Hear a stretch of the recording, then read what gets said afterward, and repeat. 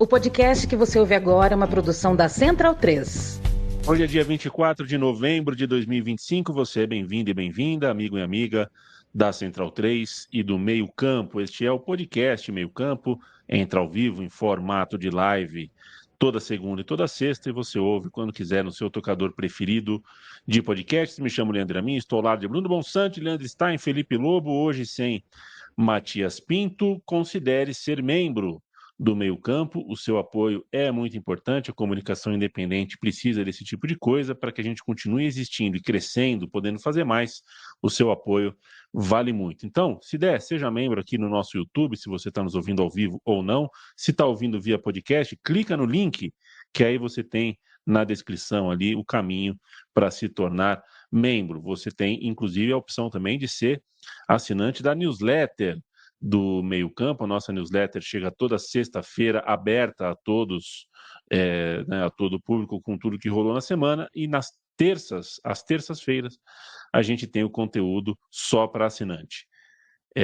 A gente espera que você possa nos ajudar. Se não puder nos ajudar, não quiser nos ajudar, você é bem-vindo e bem-vinda por estar aqui com a gente. Escolheu dar o play, escolheu ficar um tempinho do seu dia com a nossa companhia, falando de futebol aqui, com o maior respeito, sem gritaria, sem desespero, em paz, com honestidade, inclusive a intelectual, ou, sobretudo, a intelectual. A gente vai falar hoje de Série B, tem final de Sul-Americana. Qual foi o maior período que você já passou dentro de um ônibus, Bruno Bonsante? Boa pergunta. Maior período dentro de um ônibus? Acho que umas 15 horas, talvez. Mais ou menos isso. Pra onde? 10, 15 horas. Londres e Edimburgo. Tá bom, né? Tá bom, 15 horinhas, porque deve Não sei se foi 15, choveu, talvez seja um pouco menos. Não sei se é tão É. grande assim, mas acho que é umas 10 pelo menos. Choveu no trajeto, né? Posso imaginar. Com certeza, né? Felipe Lobo, qual foi o seu maior Imagina se tempo você conseguisse de... atravessar a ilha inteira e não pegar uma chuva. Boa noite, Lobo. Boa noite a mim, bom você está, em todos os nossos amigos, amigas. Meu maior, eu não fiz muitas viagens de ônibus longas, não. Acho que foi daqui pro Rio só, umas 6 horas. Nunca fiquei muito mais do que isso de ônibus, não. Acho que foi o meu máximo. Tá pouco. Deveria andar mais de ônibus. Eu bati o recorde na Copa do Mundo de Clubes nesse ano, que eu vim contando que eu peguei um ônibus também, não foi ônibus, eu peguei um carro para sair da Baixada Santista para São Paulo, mas eu passei 17 horas para fazer São Paulo-Brasília. Vim de ônibus. Saí de casa logo depois de Palmeiras e Botafogo, cheguei em casa na hora de Flamengo e Bayern de Munique. Entre uma coisa e outra, eu estava no busão. Soube de Benfica e Chelsea numa parada, num graal. Copa do Mundo, né? Coisa de louco, né? Teve um Chelsea Benfica mata-mata aí que o vencedor enfrentava um brasileiro. Bom demais. Leandro Stein, meu beijo, meu abraço. Saiba você que a Série B terminou. Foi uma Série B muito equilibrada, muito boa na pontuação. Acho que, percepção minha, ela vem acompanhando a Série A. Eu acho que a Série A de 2025, até pelas circunstâncias de calendário, pelas dificuldades de se conseguir ter um torneio com um calendário sério no Brasil, o nível técnico foi baixo na Série A. E eu acho que o nível técnico na Série B acompanhou essa estrutura toda. Não foi uma Série B de grande nível. Tudo que eu assisti não me agradou no que toca à Série B, com o Coritiba campeão, com uma defesa que praticamente não toma gol, com uma lista de 0-0 e 1-0 de dar inveja, né? Muito jogo sem tomar gol, jogo de poucos gols. Funcionou, foi campeão da Série B. E entre os times que agora fazem parte da elite, que vão para a Série A, o rival do Coritiba, o Atlético Paranaense, a Chape, voltando a um lugar onde se temeu que não pudesse mais voltar, depois de tudo que aconteceu, tragédia, problemas financeiros, né? Uma demonstração de saúde aí, de força, de voltar à Série A. Mas acho que a grande história acaba sendo a do Remo, que chegou na última rodada precisando vencer em casa o Goiás, que também lutava pelo acesso, saiu atrás no placar. Não sei quanto que o matemático Tristão Garcia dava para o Remo naquele intervalo de jogo ali, nesse último domingo, mas o Remo pareceu por um momento ter perdido a vaga, mas recuperou da forma mais bonita, com uma virada e com invasão de campo. O Remo é um clube do Norte de volta à Série A.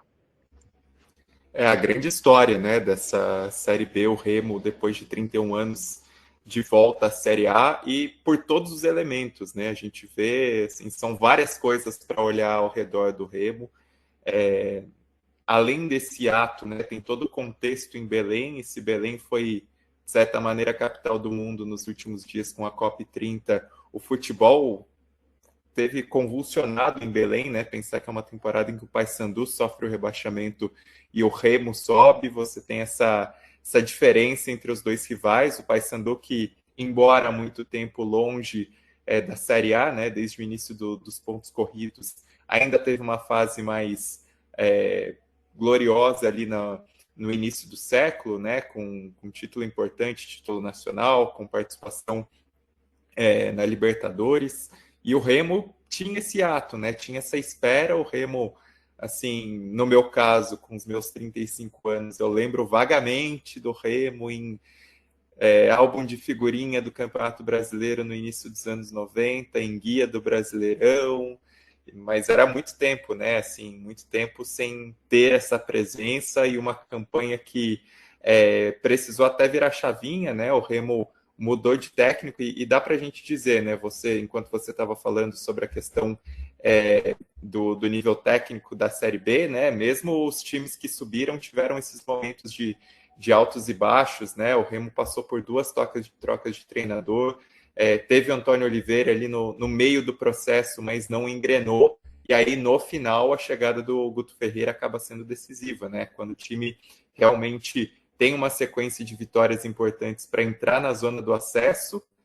Nesta reta final, sofre com alguns tropeços que geram esse temor, né? Que chega na última rodada ainda dependendo de uma combinação de resultado, dependendo da abertura ali no G4 para conseguir se impor, mas aí acontece essa vitória sobre o Goiás, né? E um Remo que chama muito atenção pelo elenco, porque é um elenco de figurinhas que dificilmente a gente imaginaria na Série B do Brasileiro, né? O Pedro Rocha, o tanto que jogou e a carreira que ele tem, embora de altos e baixos, é um cara que teve grandes momentos na elite do futebol brasileiro, né? Mas outros destaques do time também acabaram indo muito bem nessa campanha, né? O Marcelo Rangel no gol foi bastante importante. E aí você olha os jogadores internacionais, né? O Taxides no meio campo, o próprio Cantilho, o João Pedro, que foi o herói do acesso, com 2 gols, né? E aí tem os méritos também na montagem do elenco, né? E a presença do Marcos Braz dá um peso maior para o Remo nos bastidores e assim, nessa alternatividade, né? Eu estava pesquisando um pouco mais sobre esse movimento, né? Como o Taxides e o João Pedro chegaram ao Remo, e aí tem um símbolo do futebol alternativo que está por trás disso também, né? Porque os dois, o empresário de ambos é o Gustavo Manduca. E o Manduca, para quem acompanhava a Champions há 15 anos e se lembra um pouquinho ali das campanhas alternativas do Apoel, ele era um dos destaques do Apoel que chegou às quartas de final da Champions em 2011, 2012, 2011, 2012, e que perde para o Real Madrid, né? E tem uma história ali, jogou no AEK também, enfim, tem uma história ali, ele consegue fazer esse link, né? Entre o futebol grego, entre o futebol internacional, e acaba nessa conexão com o Remo, com destaques importantes, né? Dos outros 2 times, acho que Atlético e Curitiba era o que a gente esperava, né? Até por peso histórico, porque são clubes assim são clubes de Série A, né? Dá pra gente dizer. Acho que o Campeonato Brasileiro, em 20 times, ele não comporta todos os times de Série A, mas Atlético Paranaense e Curitiba, como antigos campeões, pela presença costumeira, são clubes de Série A, e a Chapecoense nessa história que, para mim, chama muita atenção, até por essa sequência recente da Chapecoense na Série B, né? Porque era um time muito mais perigando em cair para a Série C, desde que sofreu rebaixamento na Série A, do que propriamente para voltar para a primeira divisão. E aí acabou virando a chave nessa temporada. O Gilmar Dalpozo foi uma grande figura no comando da Chapecoense e consegue esse acesso e vai jogar a Série A justo nos 10 anos, né? Desde a tragédia, vai ter essa presença da Chapecoense. Mas assim, e o Remo, acho que as cenas são muito legais, né? A gente vê a entrada do time com a camisa, com a bandeira do Pará, os jogadores levando, né, a Nossa Senhora de Nazaré, a imagem que já tinha sido um mosaico, né, em outubro, um mosaico sobre o Círio de Nazaré, a imagem da Nossa Senhora de Nazaré volta às arquibancadas antes da entrada do time em campo, né, aquele bandeirão gigante, e depois, acho que eu gosto muito das festas de acesso. Acho que eu gosto mais de festa de acesso do que de título, porque é aquela catarse, aquele alívio, né? De, enfim, chegou o momento, e aí no meio daquela multidão dentro de campo, ver a imagem da Santa estendida no meio do gramado do Mangueirão foi algo sensacional, e é um estádio, né? É um estádio que, para mim, deveria ter participado da Copa do Mundo de 2014, né? A gente sabe que N motivos, sobretudo políticos, não fizeram com que o Belém fosse uma das sedes da Copa do Mundo de 2014, mas é um estádio que tem uma presença de público muito bacana, tem essa rivalidade, que é a rivalidade com mais clássicos disputados na história, e vai ser legal ter de novo Belém no Campeonato Brasileiro, porque é uma cidade que respira futebol, que tem uma importância muito grande, não só na região, mas para a história do futebol brasileiro. Tem momentos muito bonitos do futebol em Belém, e aí o Remo consegue exaltar um pouco e resgatar um pouquinho essa história. Tem tido discussão sobre esse negócio, né, de time de Série A, por causa principalmente da boa campanha do Mirassol, né, que é um clube pequeno do interior de São Paulo, que consegue encaixar um bom projeto e está mandando muito bem, vai jogar Libertadores com todos os méritos. E eu acho que discutir qual merece mais ou qual merece menos é meio... A gente tem um critério objetivo para isso, né? Se você soma mais pontos da Série B, você joga a Série A. Se você não soma, você não joga. Então, acho que a gente já pacificou isso. Mas é fato que existem no Brasil mais clubes do que uma Série A comporta. E com certeza um clube que leva 50 mil pessoas para um estádio é um clube que merece estar na Série A. Mais ou menos, para mim, não importa. O que eu também acho é que passar 21 anos sem um representante, sem um único representante de uma região inteira na Série A, era algo para a gente já ter parado muito tempo atrás e feito uma cúpula, sabe? Convoca todos os especialistas e vamos tentar descobrir quais são as causas e como a gente pode remediar isso. Porque é muito tempo, né? Para uma região inteira, né? O Brasil tem 5. E uma delas ficou sem um representante na Série A durante mais de 2 décadas. Isso, acho que, além de qualquer coisa, é essencial, né? Para o Campeonato Brasileiro ter um caráter nacional, ele meio que precisa ter um caráter nacional. E acho que o Remo é um ótimo representante dessa região para chegar à Série A. E acho que uma coisa que tem o Remo e o Atlético Paranaense em comum nessa campanha é que, por esse nível técnico baixo, esse equilíbrio, né, essa competitividade da Série B, se você quiser ser generoso, nenhum time tá fora da briga pelo acesso, né? Assim, é muito difícil você realmente ficar fora. Você tem que estar bem lá embaixo. Porque o Remo é isso, ele tava no meio da tabela quando demitiu o Antônio Oliveira, mas ao mesmo tempo ele tava a 7 pontos do G4. E aí ganhou 6 jogos seguidos com o Guto Ferreira, e aí entrou no G4. E aí ficou 3 jogos sem vencer, e aí saiu do G4. Aí ganhou mais um e entrou de novo. Então você tá sempre, assim, a uma ou outra vitória de conseguir entrar. É a mesma coisa do Atlético Paranaense, né? 12 das vitórias do Atlético Paranaense vieram da 23ª rodada para cá. O começo de campanha do Atlético Paranaense foi bem ruim. E ainda assim deu para subir meio que com o pé nas costas, assim, né? Subiu com certa tranquilidade. Então a Série B, pelo menos e na maior parte das edições é mais ou menos assim, né? Que acho que essa foi especialmente equilibrada, né? Na rodada anterior tinha tipo 7, 8 times ainda brigando pelo acesso, separados por 1 ponto, né? Mesmo que você olhe a tabela final agora, tem também uma diferença muito pequena, mas acho que ela, ao mesmo tempo em que um ou outro tropeço parece fatal, ela também permite que você ganhe 3 jogos e entre na briga. E isso em parte porque é muito difícil ganhar jogo na Série B, né? Assim, que a campanha do Curitiba me traz, assim, 39 gols para um campeão é um negócio muito doido, né? De você pensar. E aí na rodada passada, quando o Curitiba sobe e você fala, mas por que a torcida tá vaiando o time que acabou de subir? E aí você vê o começo do jogo deles contra o Amazonas e você fala, ok, é por isso. Porque o Curitiba não jogou bem, né? Ganhou depois, jogou bem por 15 minutos no final do primeiro tempo e ganhou o jogo. Mas no geral, o Amazonas, tava entre os rebaixados, teve muitos momentos que o Amazonas estava só jogando melhor que o Curitiba, tipo, por todas as métricas, se você quiser usar. E esse é o time campeão da Série B, né? Então, eu acho que é esse tipo de competitividade, equilíbrio ou um nivelamento por baixo que existe, que permite que ela seja, sim, para acompanhar por sobe e desce, emoção, é bem interessante, né? Ainda que o nível técnico não seja dos melhores. E o Goiás, que quase ficou assim uma boa parte do campeonato ali no G4, mas acabou não conseguindo nesse final. Eu até conversei com o Thiago Arantes, nosso colega, que é um torcedor do Goiás, estava acompanhando lá, ensinando a filha pequena, a filha catalã dele, com a camisa do Goiás, acompanhando já para torcer e sofrer desde cedo. Mas ele mesmo falou que achava que esse time do Goiás não era qualificado o suficiente para subir. Ele não achava que era.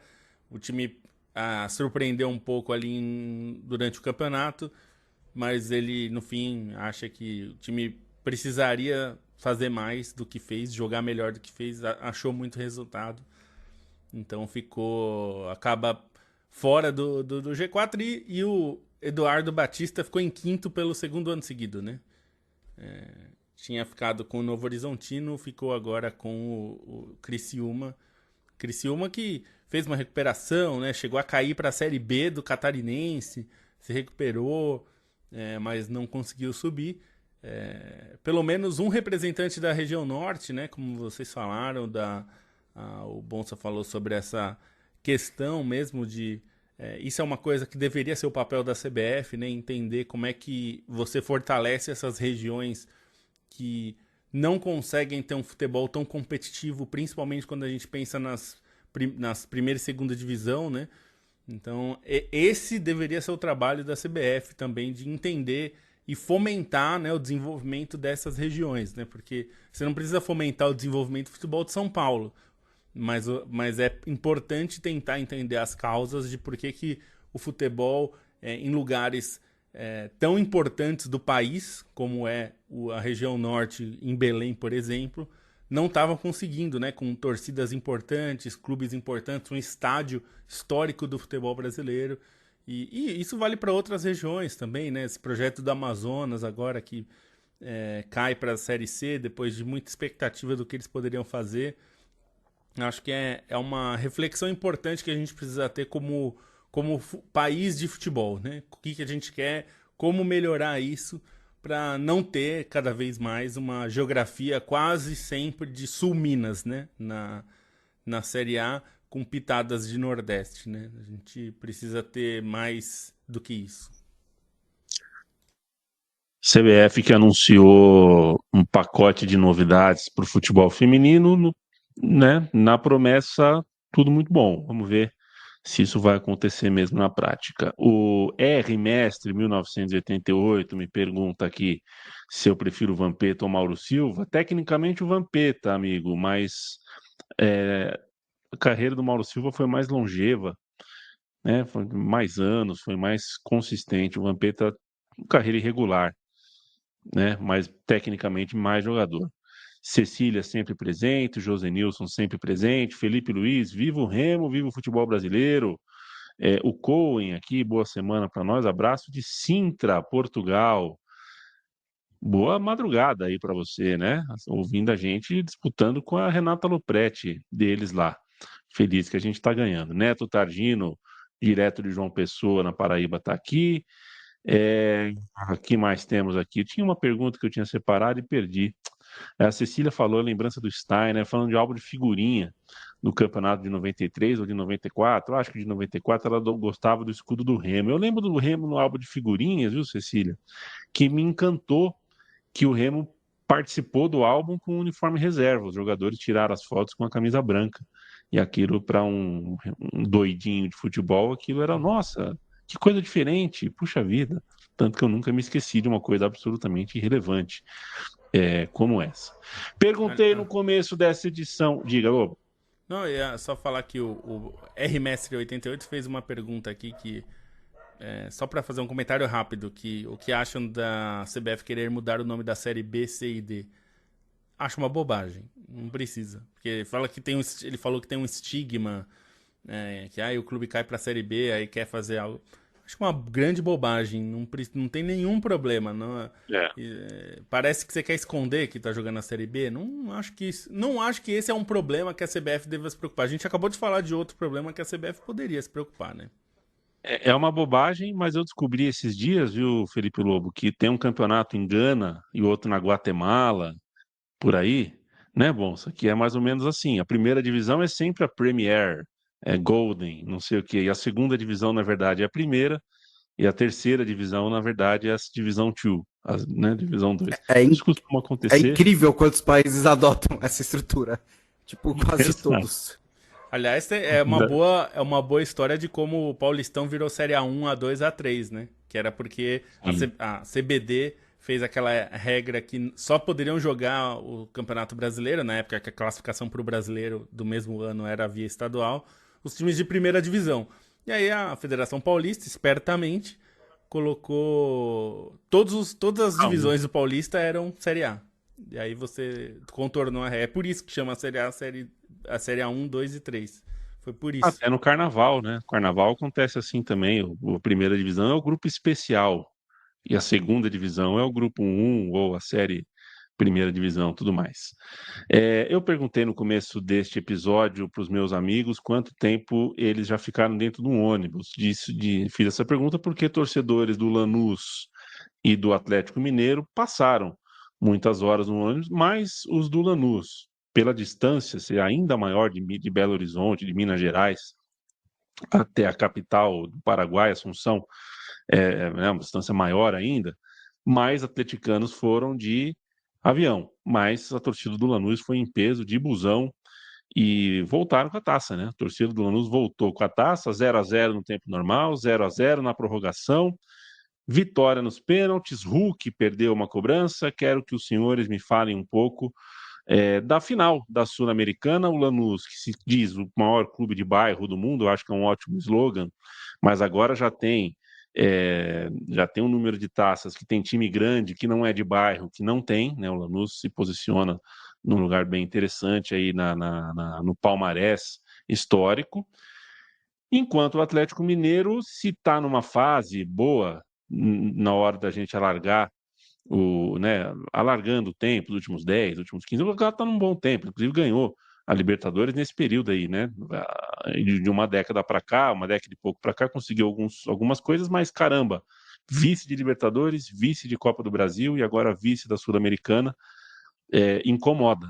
Sim, não há dúvidas que incomoda. Que tal para vocês? Lanús campeão, Atlético Mineiro vice-campeão. A gente viu, assim, são dois projetos de clubes muito diferentes, né? Assim, o Real Madrid, tô com o Real Madrid na cabeça, mas o Atlético Mineiro tem uma proposta muito mais de contratação de grandes jogadores, de peso, de veteranos importantes, como o Hulk, o Dudu, o Bernard, e é um processo que muitas vezes depende das classificações e dos títulos e das boas posições por causa das premiações, né? O Atlético Mineiro gasta muito e precisa muito dos retornos de premiação para conseguir manter esse patamar.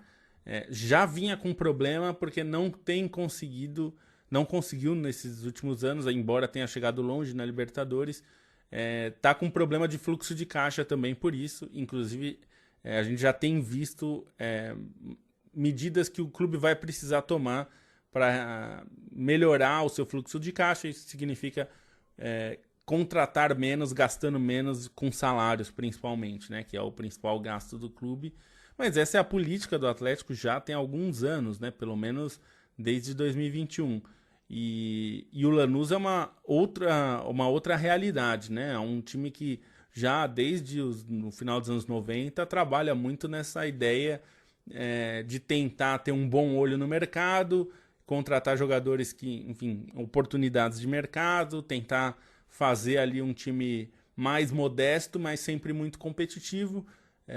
A gente falou que já é a terceira vez que esses dois decidem um título, né? Teve a Copa Comebol, depois teve a Recopa, a Comebol em 97, a Recopa em 2014 e agora a Sul-Americana.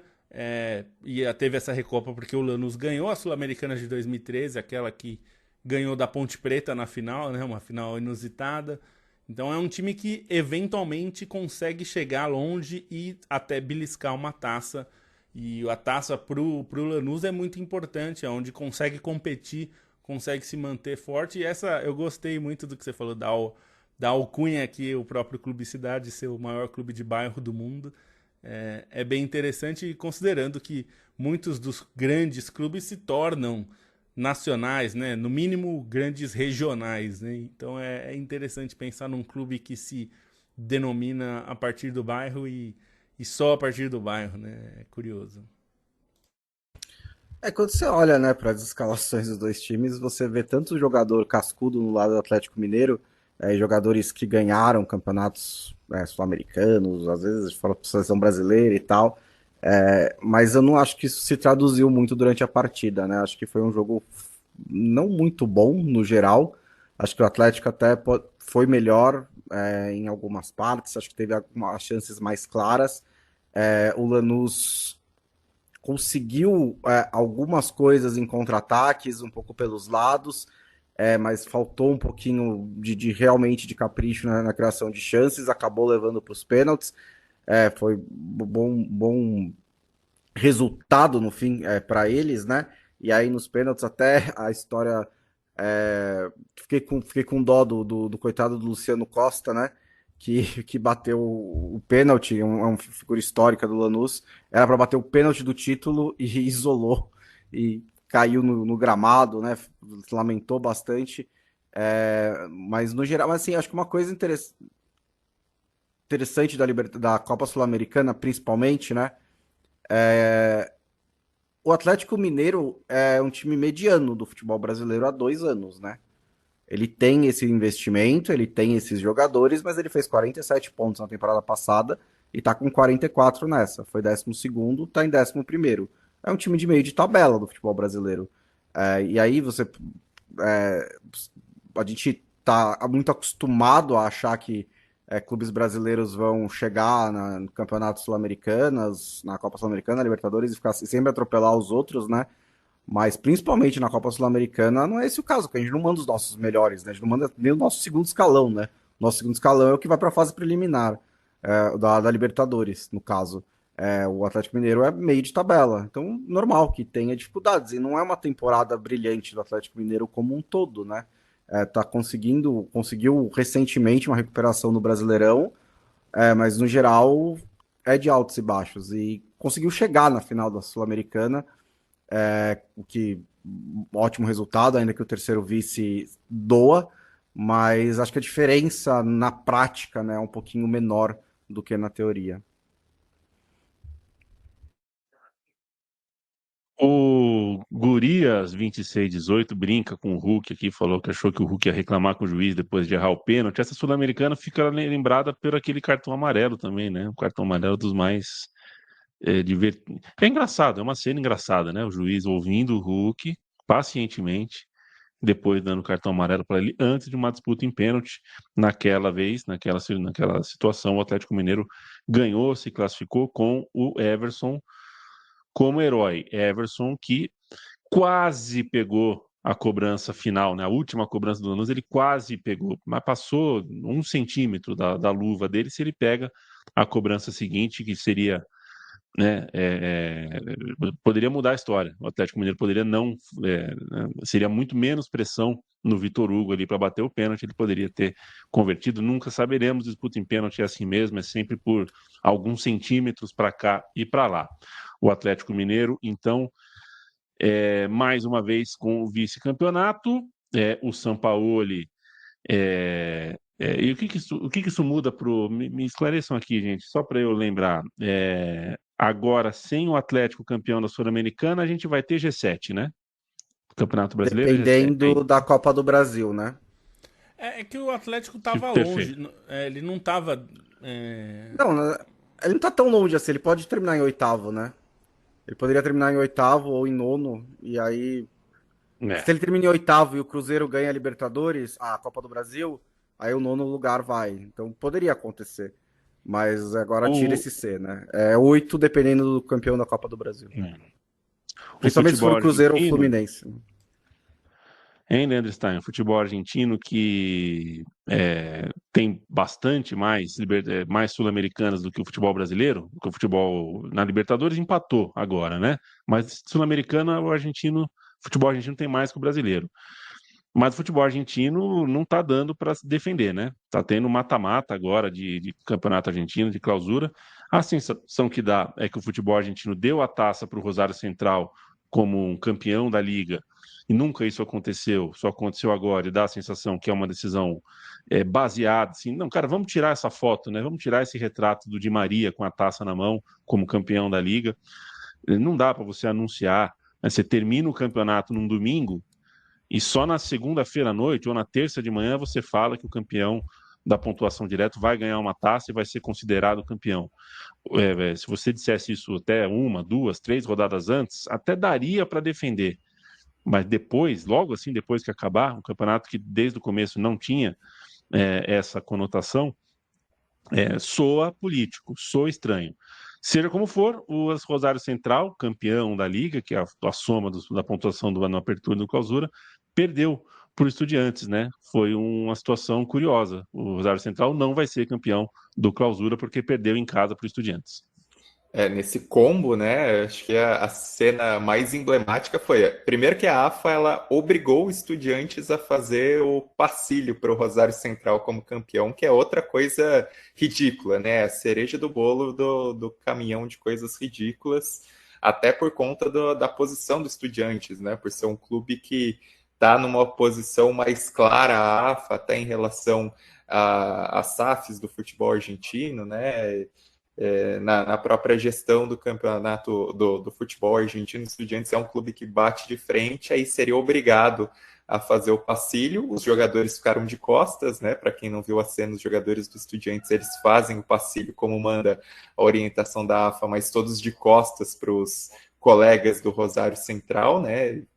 Era um jogo que se esperava que fosse quente realmente, o Estudiantes acabou se impondo depois dessa vergonha da AFA, né? E você falou, Yamin, nem os próprios torcedores da Argentina estão defendendo mais o futebol argentino, né? Porque a gente tem visto cada vez mais manifestações, né? Nos arredores dos estádios, nas pinturas dos campeões do mundo, protestando contra a AFA, falando, né, com o custo que esse título mundial teve para o futebol argentino, porque o Chiqui Tapia deita em berço esplêndido, né? E fica se aproveitando dessa situação toda, enquanto os clubes lidam com esse campeonato mambembe, com arbitragens ruins, com um campeonato que não se sustenta, né? Esse mastodonte que o Chiqui Tapia acabou criando. Então existe pelo menos assim nas arquibancadas uma crítica muito grande. E o seu Di Maria, né? Pelo amor de Deus, não falo nada. É um cara que eu gosto muito dele, mas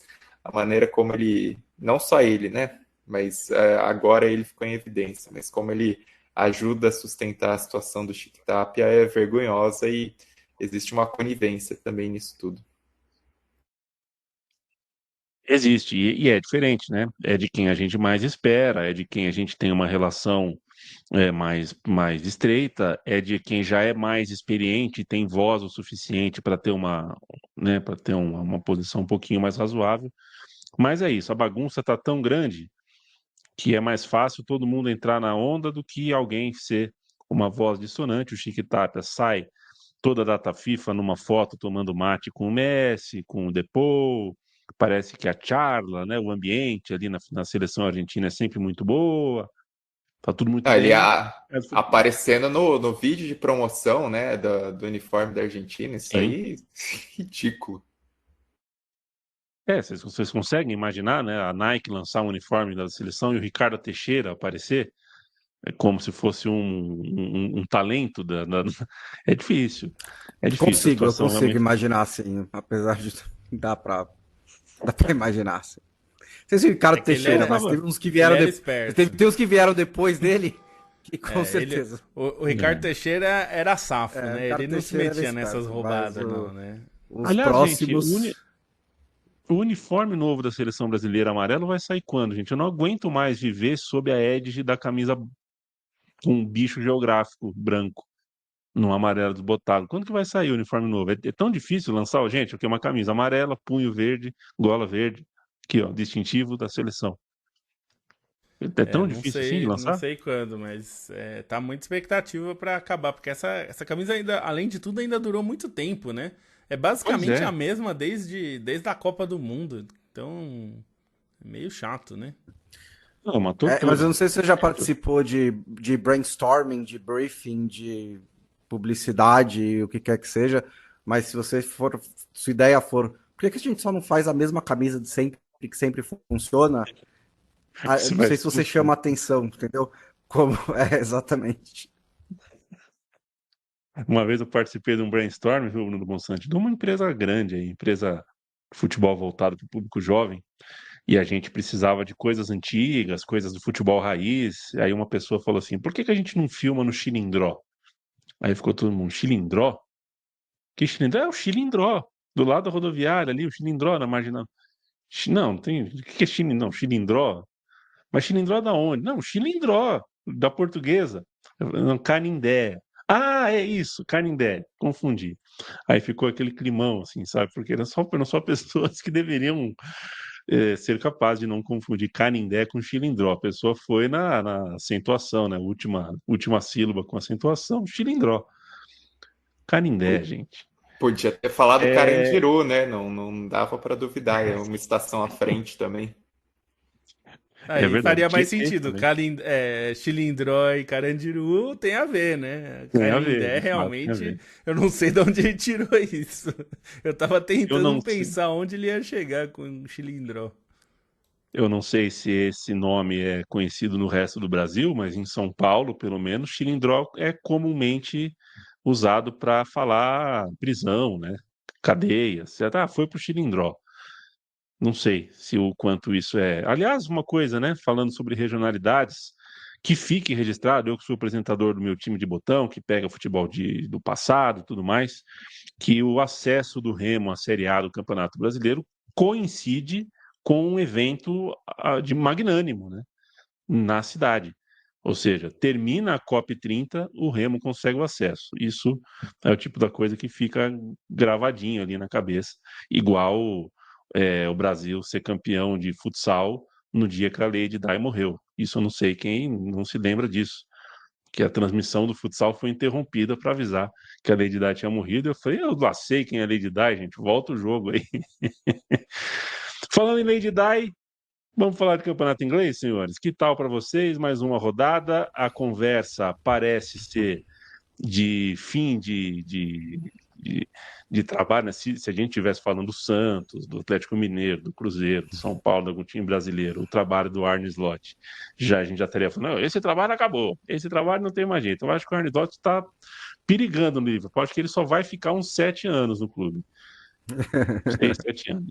Tá com cara que ele só não vai durar mais do que 7 anos. O fato é que o Liverpool tomou uma cacetada, 3-0 do Nottingham Forest. O Arsenal goleou o Tottenham por 4-1. E agora está seguido pelo Chelsea, né? Continua líder, mas agora o vice-líder mudou. O vice-líder é o Chelsea, que ganhou do Burnley de 2-0. A palavra é de vocês. Campeonato inglês é o tema do meio-campo.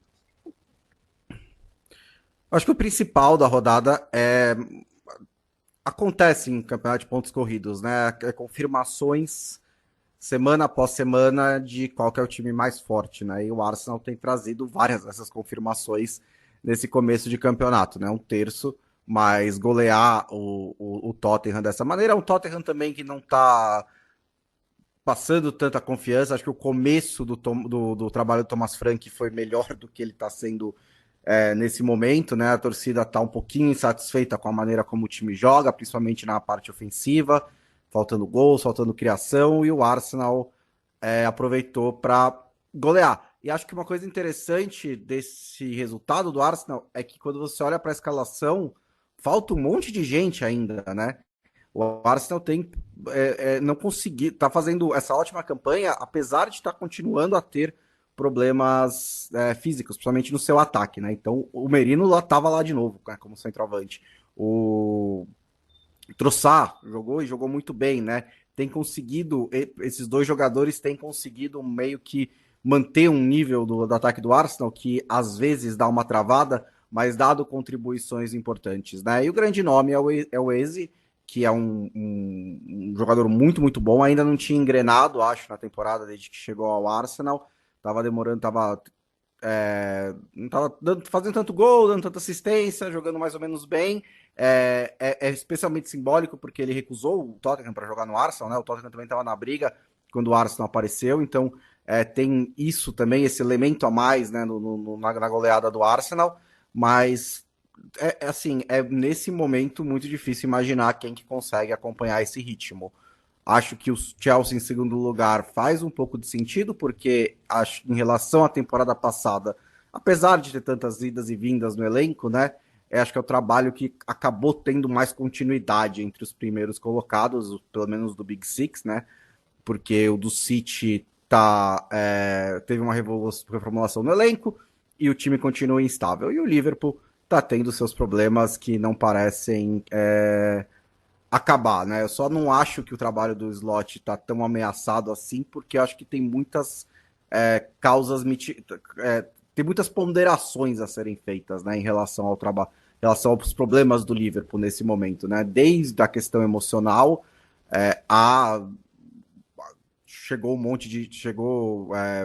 vários reforços que mudaram a maneira do time jogar, problemas físicos, problemas de rendimento, basicamente o Isaac não chegou ainda, né? Assim, então ainda não é um cara que consegue jogar 4 jogos seguidos 90 minutos, e a gente já tá no fim de novembro. Então, acho que tem algumas coisas, além de ser um clube que não tem cultura de demitir treinador com muita facilidade, né? Mas isso tá abrindo uma porta assim escancarada para o Arsenal finalmente ganhar a Premier League com muitos méritos. É o time de longe mais sólido, de longe mais competitivo, de longe mais regular.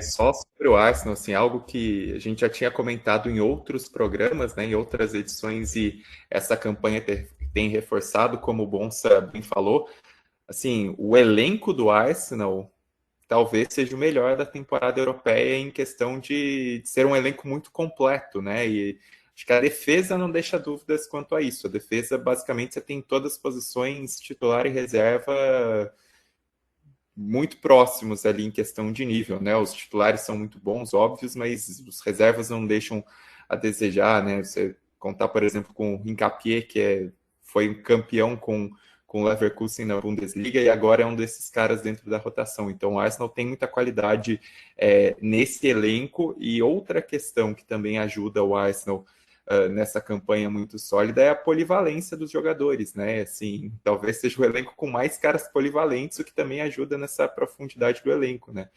O Merino jogando de centroavante, voltando e dando um bolão para o Trossard, o próprio Trossard, que é um cara que consegue atuar em várias posições no ataque, o Eze também, né? E o Eze acho que tem a história mais legal ainda, o fato dele ser torcedor do Arsenal, né? Tem essa questão de escolha dele, enfim, de ser torcedor de infância e ter essa aproximação do Tottenham, ir para o Arsenal e no clássico fazer 3 gols, né? Desde 1978 não existia um hat-trick no derby do norte de Londres. E sobre a tabela da Premier League, mais uma vez, né? Essa tabela muito emparelhada. O Liverpool despencou, né, com razão pelos últimos resultados, mas é uma diferença relativamente pequena. Se a gente pensar que praticamente um terço do campeonato já se passou. A diferença entre o Chelsea, segundo colocado, para o Liverpool, 12º, é apenas de 5 pontos, né? Então está muito emparelhado. E acho que o maior exemplo disso é o Aston Villa, né? Porque o Aston Villa, se por um lado o Liverpool despencou, né, com 4 derrotas aí nas últimas 5 rodadas, o Aston Villa está no caminho contrário, né? Está numa sequência muito boa e nesse intervalo de 5 rodadas tem justamente essa alternância, né? São 4 vitórias do Aston Villa e uma derrota justamente para o Liverpool. O Aston Villa que começou o campeonato, a gente falando, será que vai ficar pelo caminho, está passando longe das competições europeias? E não, agora é o 4º colocado, né? Entrou nessa zona de classificação à Champions League depois de vencer o Leeds e mostra como é um campeonato que ainda tem tempo de recuperação e quem cochilou acabou despencando muito, como o caso do Liverpool. Isso do elenco do Arsenal é interessante porque, só para complementar rapidinho, porque se você olhar e falar, tem que troçar Merino e sacar o ataque do Arsenal, como que esse elenco é bom? Se você considerar que não tem o Odegaard, o Martinelli, o Gyökeres, o Havertz e o Gabriel Jesus, e ainda sobra o Trossard, o Merino e o Saka, é justamente por isso que o Arsenal tem um elenco tão profundo nesse momento. Bruno Bonsante, isso é uma coisa que eu passo, por isso agora eu vou dividir com você para ver se você passa junto comigo. Sempre que eu ouço a palavra, o nome Odegaard, eu fico imaginando o Silvio Santos falando esse nome. Não é o nome de Silvio Santos? Você imagina o Silvio Santos falando Odegaard, né? Não? Agora que você falou sim, mas eu não acontecia comigo. O que eu tenho pessoalmente é nunca saber qual que é a pronúncia certa de Saka. Eu uso as duas, eu vou variando. Saka ou Saka o tempo inteiro. Eu acho que é Saka, mas eu por algum motivo falo mais Saka. Aí eu percebo que eu falei Saka e eu tento falar Saka, mas enfim. Acho que a gente pode continuar o programa agora, né? Um abraço pro Pedro Asbeck, que completou 50 anos. Ele me criticou uma vez, falou: pô, você chama o Ancelotti de Ancelotti. Aí eu fui reparar, né? Eu nunca tinha parado para pensar. E acontece isso. Às vezes sai Ancelotti, às Você e a vezes Rede Globo, né? Porque a Globo usou, mas eu realmente uso dos dois jeitos. Depende sei lá, depende do momento. Felipe Lobo, dizia eu com você, saindo da Inglaterra, indo para a Espanha, que o Barcelona, que voltou ao Nou Camp, encostou no Real Madrid, aliás, ingressos muito caros, né, para o jogo do Barcelona, mas encostou, ganhou de 4-0 e o Real Madrid empatou em 2-2, um jogo confuso, com o Vini Júnior no banco, e que pode ter mudado a história do campeonato, pelo menos no retrato atual. Estava com cara que o Real Madrid ia ficar com bastante respiro por um bom tempo, já não é mais a realidade. Já, assim, essa é uma... Acho que a primeira notícia do Barcelona voltar ao Camp Nou é muito importante, né? Considerando que é uma fonte de receita muito forte do Barcelona, mesmo que tenha voltado com restrições, né? Teve 45 mil ingressos vendidos, ainda não pode vender a capacidade plena, mas é uma receita que o clube tem sentido muita falta. O clube já tinha problemas financeiros antes e ficou ainda pior sem essa receita importante da bilheteria, né, do match day, né, que eles usam lá na Europa, que envolve tudo ali no dia do jogo. Então, acho que simbolicamente para o Barcelona foi importante, uma vitória bem tranquila do Barcelona e se aproxima do Real Madrid. O Real Madrid que vive momentos de tensão, porque esse jogo do Real Madrid, acho que tem duas questões, né? A primeira é que foi uma escalação bem diferente do Xabi Alonso. Ele já tinha, digamos, testado um pouco o time com 3 defensores, mas era uma situação de jogo, assim, né? E dessa vez ele foi com 3 defensores mesmo e estabelecido, com Vinícius Júnior no banco. O time foi ofensivo, mas também foi muito vulnerável. E isso virou um problema. O time sofreu muitas finalizações durante o jogo. Então, embora tenha finalizado muito também, o time foi vulnerável. E a gente está falando de um jogo contra o Elche, né? Não é exatamente uma potência. Então, isso deixou uma sensação de preocupação.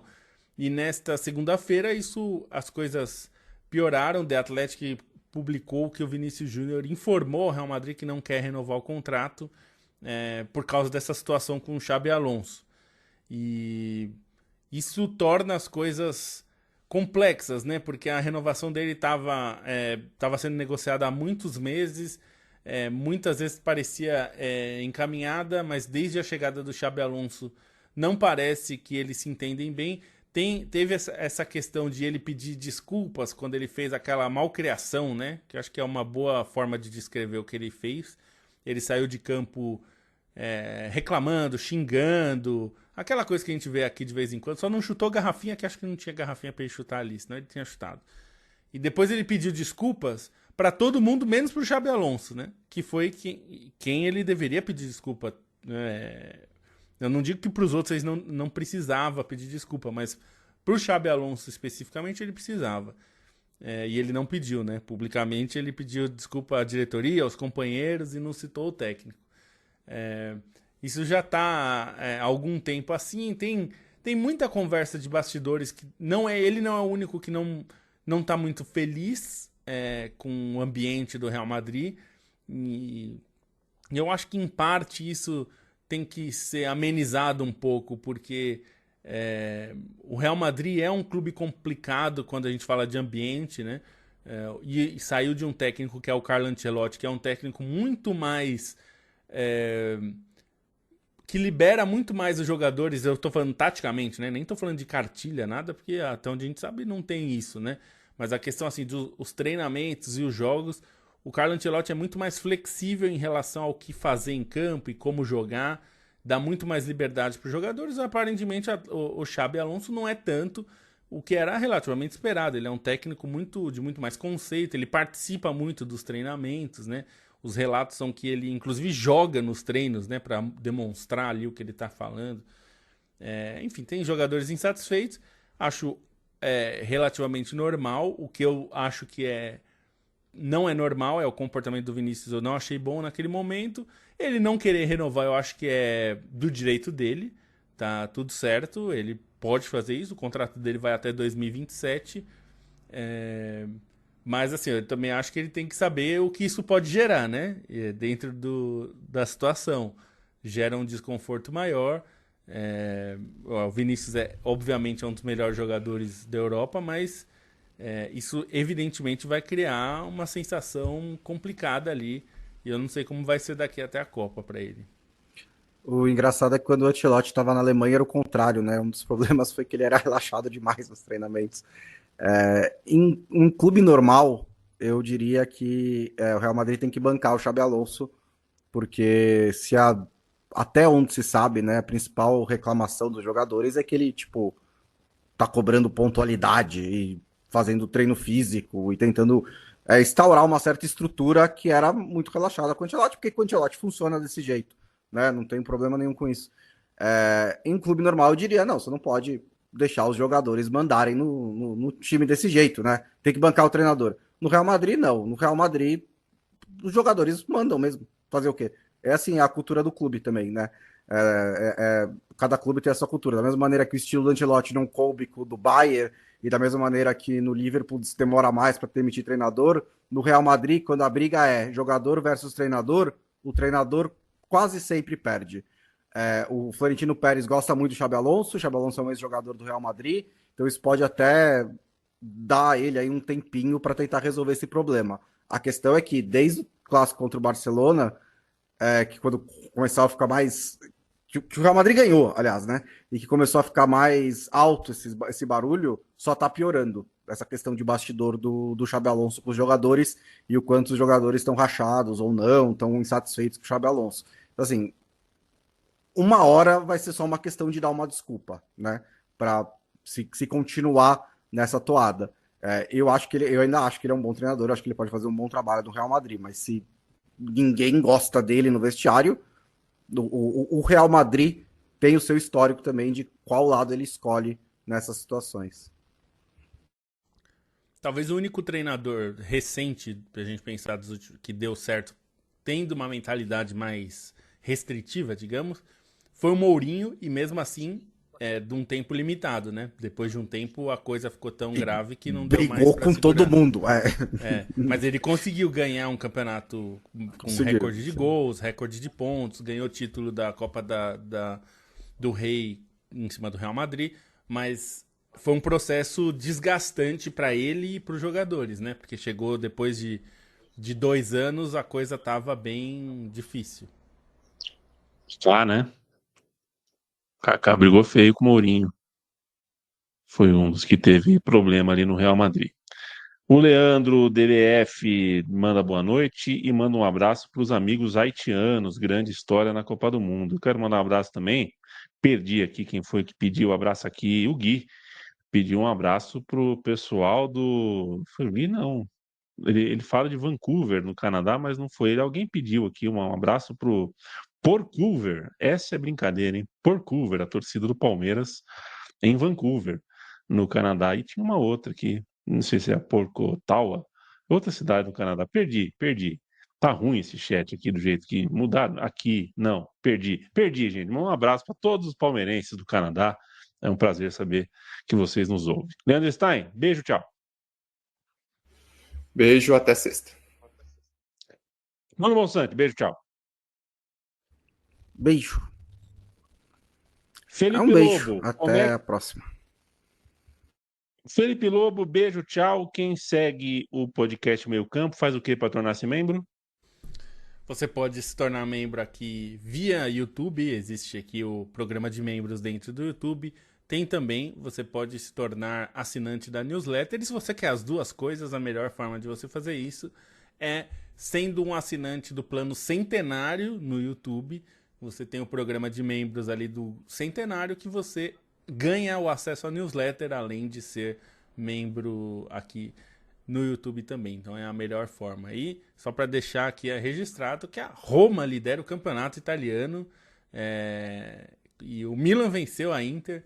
Para não dizerem que eu não falei porque a Inter perdeu, o Pulisic e o Manhã deram a vitória pro Milan sobre a Inter. Milan segundo colocado e a Roma do Gasperini líder do campeonato, hein? Olha aí, o Gasperini ficou ali perto de tentar brigar pelo título com a Atalanta. Com a Roma, aparentemente, ele vai brigar. Vamos ver, né? Um abraço para vocês, até sexta. Sexta-feira estamos de volta. Obrigado pela companhia. Tchau, tchau.